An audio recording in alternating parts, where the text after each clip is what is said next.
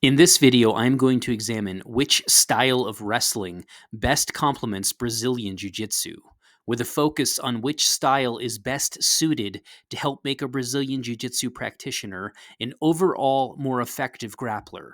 There are more styles of wrestling in the world than I could even begin to put a number on. And if we included in our list catch wrestling, which is a type of submission wrestling, then catch wrestling would probably easily take first place. However, in this video, I will compare three extremely famous styles of wrestling that include Greco-Roman, Freestyle, and Folkstyle Wrestling. Both Greco-Roman and Freestyle Wrestling are Olympic sports, whereas Folkstyle is not an Olympic sport, but it is the style of wrestling that is most practiced in the United States. Which of these three styles is best for Brazilian Jiu-Jitsu? In my opinion, there is a clear winner. Before I begin comparing these three styles of wrestling, I want to say clearly that training all three of these wrestling styles would teach you skills that would complement Brazilian Jiu-Jitsu. Having said that, I want to reiterate that I believe that there is a clear and decisive winner between the three in regards to which is best for Brazilian Jiu-Jitsu. In case you are unfamiliar with wrestling rules, let me summarize the main goal of these three styles very simply. The main goal of Greco-Roman, Freestyle, and Folkstyle wrestling is to take your opponent down to the mat and to hold their back against the mat in a sufficient way for it to be declared a pin, also known as a fall, which results in an instant victory. Even though the ultimate goal is very similar in all three styles, the rules and scoring mechanisms at times are vastly different between the three styles, which deeply impacts the skills you attain. This has direct impact on which of these grappling skills are more applicable and complementary to Brazilian Jiu-Jitsu. None of these styles can be a replacement on their own for BJJ, and none of these styles of wrestling have even a single submission. Let's first take a look at Greco-Roman wrestling. Greco-Roman wrestling is a style of wrestling that focuses on upper body techniques. The posture of Greco-Roman tends to be a bit more upright due to the lack of leg attacks. All direct leg attacks are completely forbidden. For example, you cannot do a single or double leg takedown in Greco-Roman. While Greco-Roman wrestling would teach you very effective upper body techniques, the absence of leg attacks obviously immediately disqualifies it for the best wrestling style to complement BJJ, since leg attacks are some of the most effective takedowns.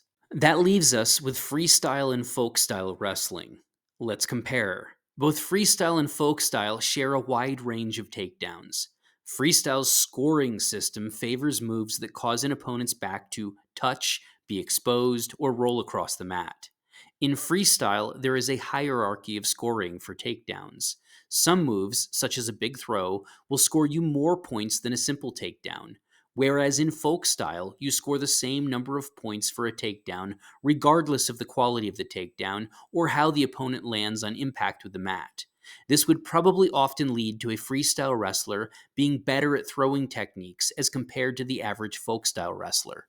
An important difference is that in freestyle, you don't need to maintain control of your opponent to score points.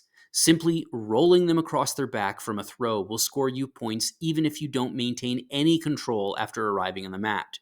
However, in folkstyle, you must maintain control of your opponent after arriving to the mat for your takedown to score. Here's an example of what I mean. Let's disregard the impact of being in or out of bounds and how that might impact whether a score is given.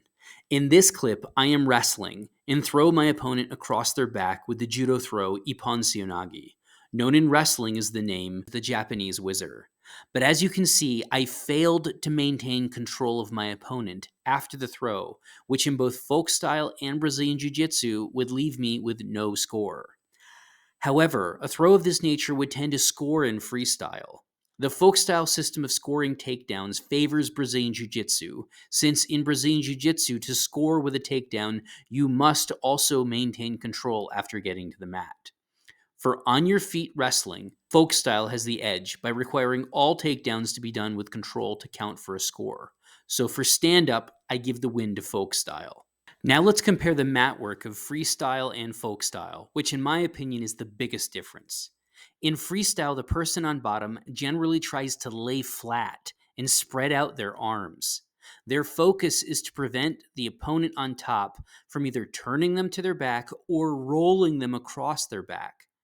And then after a certain period of time, which is usually isn't that long, the ref stands them back up and starts them again on their feet, assuming there was no finishing victory made on the ground in parterre. The mat work of the bottom opponent in freestyle in many ways often looks like stalling and waiting for the ref to stand you back up.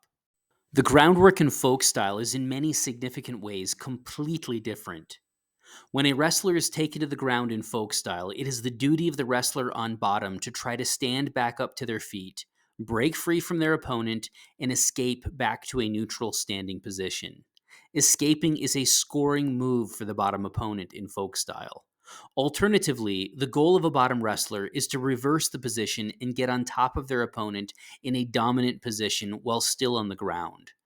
A reversal is also a scoring move. So the bottom wrestler is still in both cases trying to score, and the referee will not stand you back up for the rest of the round.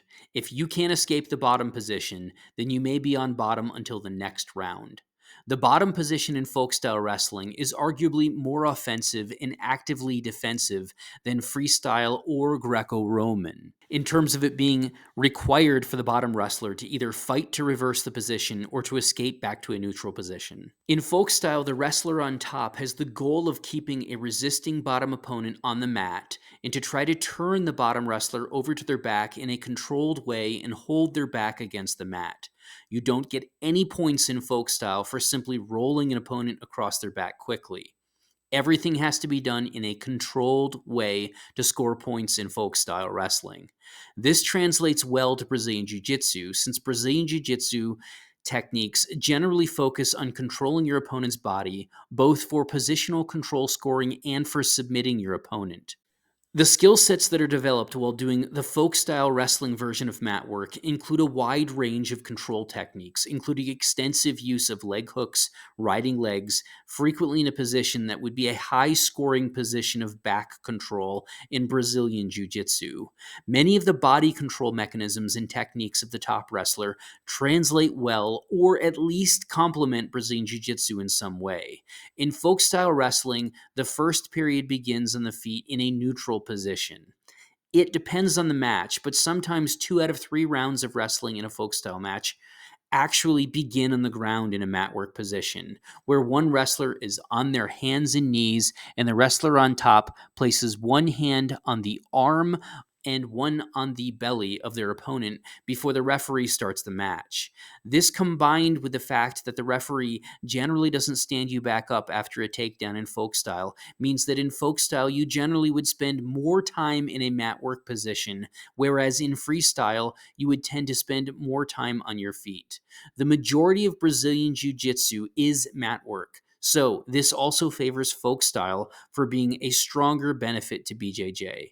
I also want to point out that this practice of escaping from a bottom position back to your feet in folk style wrestling is, as far as I know, one of the only styles of wrestling that focuses so much on escaping the bottom by getting back to your feet. It is even rewarded with a score for an escape in folk style, as previously mentioned. In Brazilian Jiu-Jitsu, frequently when escaping a bad bottom position, many Brazilian Jiu-Jitsu practitioners focus on regaining a neutral guard position while still on bottom.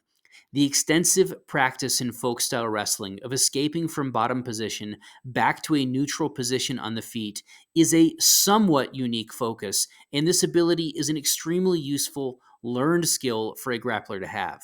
To have the skill set in your toolbox of being able to escape back to your feet from a bottom position expands your horizon of techniques and strategies as a grappler. This skill also is a greater benefit for a Brazilian Jiu-Jitsu practitioner. All of the above described differences of the mat work between freestyle and folk style drastically favor folk style to be the preferred style of wrestling to help complement a Brazilian Jiu-Jitsu practitioner's game, especially when one considers that most of Brazilian Jiu-Jitsu takes place on the ground. On day one, all else being equal, someone who has trained 10 years of folk style will likely have an advantage over someone who has trained 10 years of freestyle on their first day of jiu-jitsu, because the techniques learned in folk style are more transferable and complementary to Brazilian jiu-jitsu.